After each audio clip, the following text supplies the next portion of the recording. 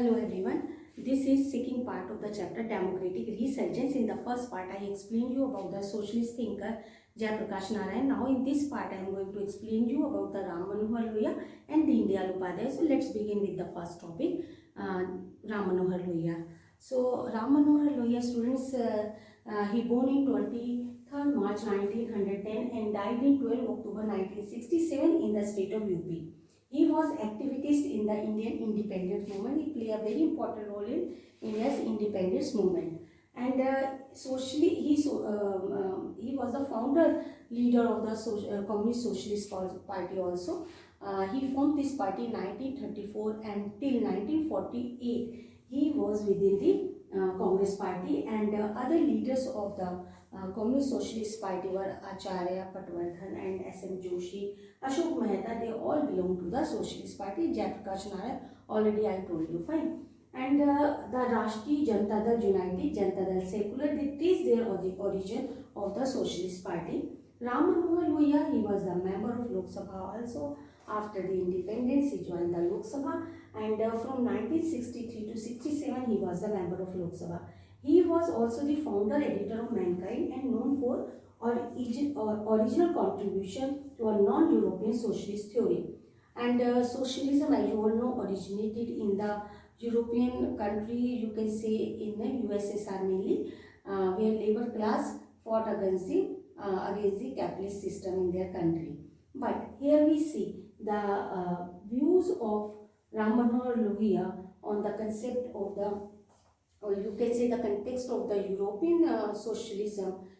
He thinks that the European socialism is different from our socialism in Indian context of the socialism. So here, as a political leader, he was the best known for sharp critique of Nehru also, and his strategy of non-congressism, advocacy of reservation of backward classes, and opposition, he opposed the English also. So here we see he was advocated socialism, and he said that in Indian context we see the labor class are not more powerful than the peasant, and you can say that farmers also. So his main concern, or you can say concentrate on the farmers and peasants in our country. And he championed the idea of democratic socialism. The main he linked his socialism with democracy. So here, principle of his democratic socialism has two objectives. First is economic objective, in form of, you can say, food and housing, and the non-economic, if you can say, the main objective in form of democracy and freedom.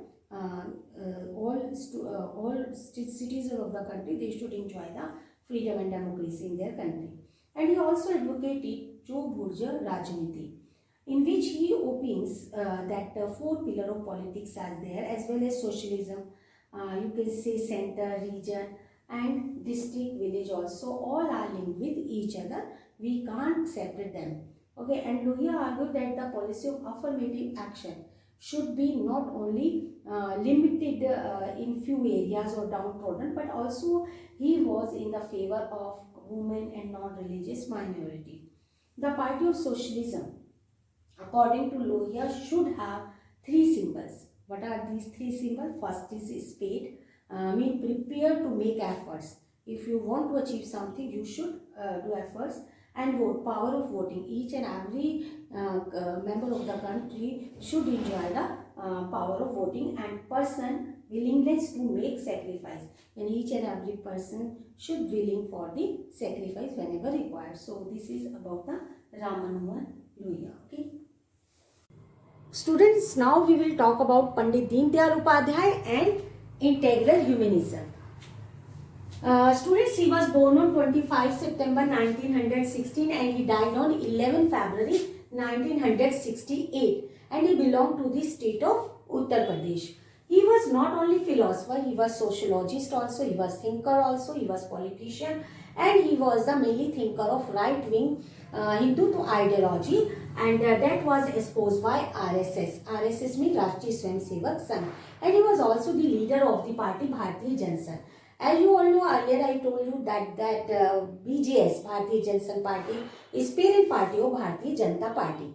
He was not only, I told you, economist, politician, he was also the writer. So he started his monthly publication, and the name of this publication was Rashtra Dharma. It was started in the 1940s, and he was briefly president of this party, Bharatiya Jansangh Party, from December 1967 to 1968. He was also the politician. So that's why he contested Lok Sabha election in 1963, but he lost. And he died in mysterious circumstances near the Mughal Sarai Junction railway station in Varanasi, February 1968. And after 50 years of his death, that railway station renamed after him, Deen Dayal Upadhyay Junction, in 2018. And he gave his philosophy, and the name of his philosophy is integral humanism. So now I will explain you about the integral humanism. What is the meaning of this?